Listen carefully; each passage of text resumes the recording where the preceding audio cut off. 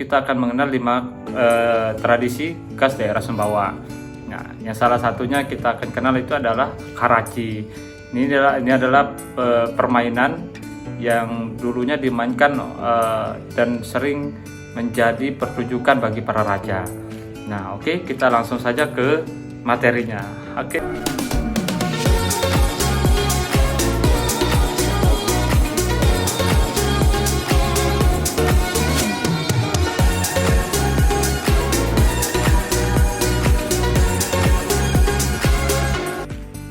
Yang pertama, karaci.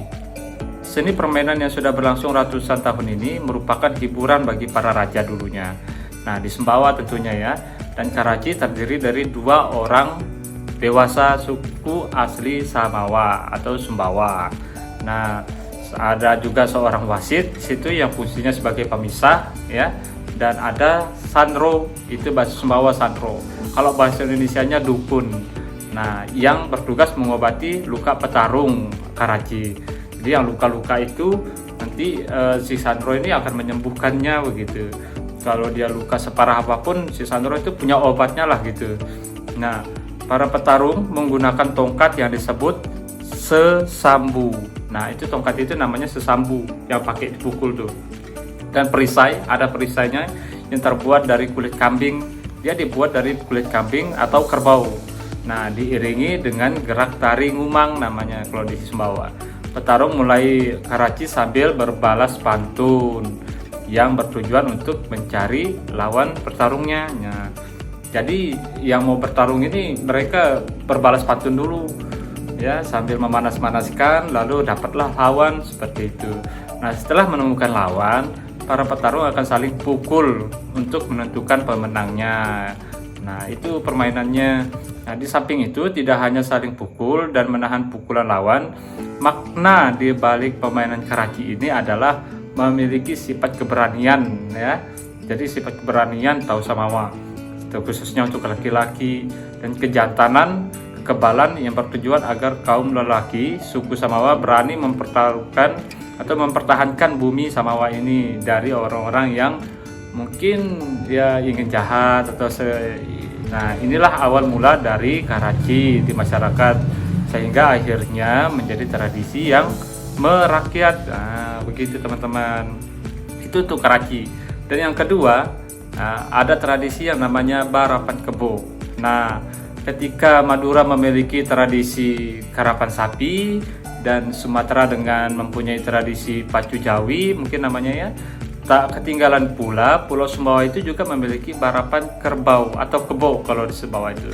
Kerbau itu bahasa Indonesianya, kalau kebo itu penyebutan dari bahasa Sumbawa.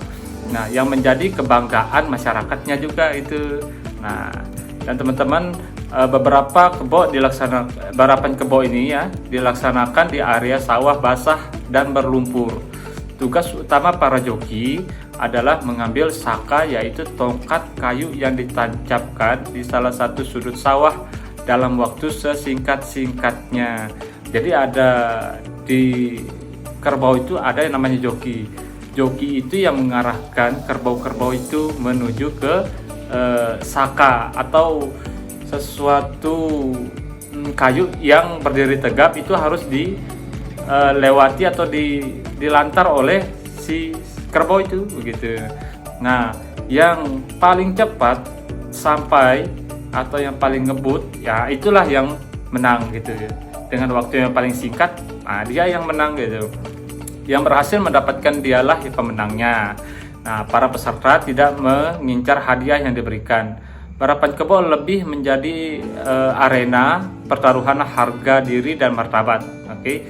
Selain itu juga kerbau yang berhasil jadi juara bisa dijual. Nah, dengan harga yang sangat tinggi. Jadi kerbaunya yang menang itu bisa dijual dengan harga yang sangat tinggi.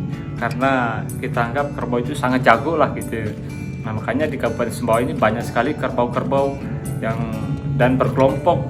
Jadi barapan kerbau ini mereka di suatu desa sudah berkelompok dan diberikan nama kelompoknya begitu. Nah, dan selanjutnya itu ada pembuatan pandai besi batu alang. Nah, ini besi batu alang ini dia membuat seperti alat-alat pisau, alat-alat pertanian. Nah, itu dibuat di Batu Alang namanya kalau di Sumbawa. Nah, Batu Alang ini merupakan sebuah desa yang berjarak 4 km dari Sumbawa. Nah, di mana masyarakatnya memiliki keahlian sebagai pandai besi atau pembuat besi, ya gitu.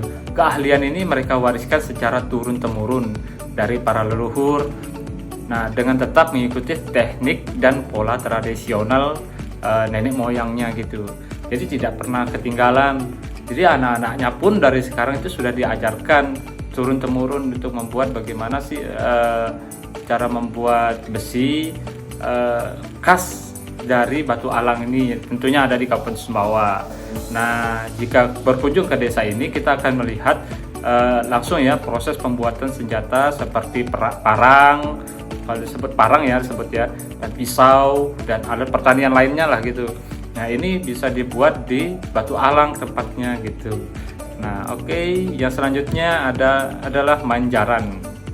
Tentunya siapa yang tidak tahu main jaran? Di luar negeri pun banyak ya, kalau main jaran itu seperti balapan kuda lah kita bilang biar ada gambarannya. Nah, main jaran atau pacuan kuda sudah populer sejak zaman kolonial, zaman kolonial Belanda, dan sampai saat ini masih dipertahankan oleh masyarakat Sumbawa. Main jaran biasanya diadakan setelah musim panas sebagai cerminan rasa syukur masyarakat ya.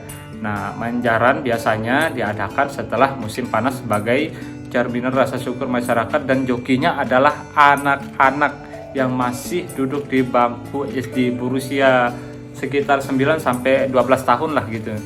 Nah, teman-teman, itu main jaran dan jokinya itu masih anak-anak.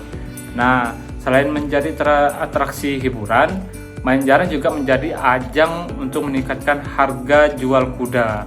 Karena kuda yang menjadi pemenang biasanya memiliki harga jual yang tinggi. Nah, yaitu bisa mencapai ratusan juta rupiah loh. Nah, sampai dengan Gubernur Nusa Tenggara Barat pun ya, Dr. Zulkifli Mansyah itu punya kuda. Nah, dia mempunyai kuda yang tinggi, besar, dan itu sering digunakan untuk pacuan kuda juga.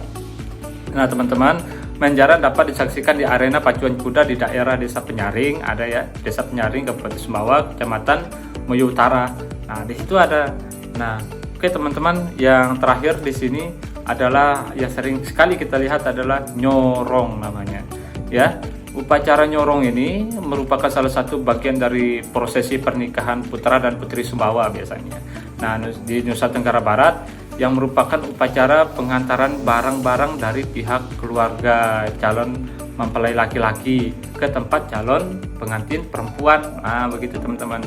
Nah, biasanya barang-barang yang diantar itu berupa bahan makanan pokok, bahan pembuatan kue, ternak seperti sapi, kerbau, itu diantar, pakaian, serta tempat tidur. Barang-barang tersebut diantarkan beramai-ramai bersama masyarakat dan dipimpin oleh tokoh masyarakat atau tokoh agama biasanya.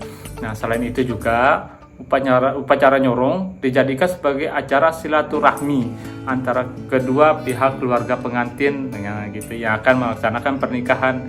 Jadi sebelum menikah itu prosesnya nyorong dulu gitu. Dan sebelum nyorong juga ada proses-proses sebelumnya. Oke, ini akan dibahas lebih lanjut ya. Nah, itu 5 khas tradisi Sumbawa. Nah, kira-kira kalian suka yang mana? Nah, oke, semoga menambah pengetahuan kalian dan semoga bermanfaat. Assalamualaikum warahmatullahi wabarakatuh.